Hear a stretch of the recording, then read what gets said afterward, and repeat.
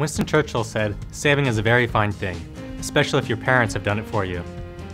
How much savings does it take to provide an adequate level of comfort? How much reserves are adequate? Every property requires a different amount of reserve funds to perform the anticipated reserve projects on time without requiring a special assessment or bank loan. In addition to the difference in property types and ages, when one also considers the difference between reserve plans and reality, measuring reserve adequacy has the reputation of being a shot in the dark. But reserve fund adequacy can be measured. The problem in the past has been using the wrong kind of ruler to make the measurement. The reserve fund balance that is adequate for one property is not necessarily adequate for another.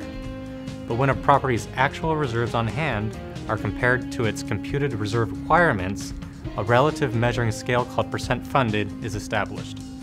Percent funded is the actual reserve fund balance divided by the fully funded balance.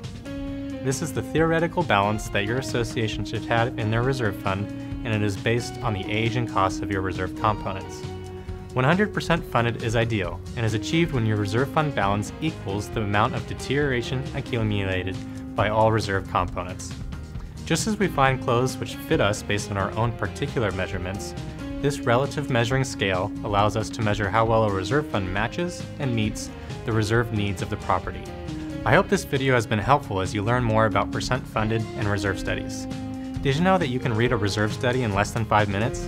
Check out the resources on this topic now.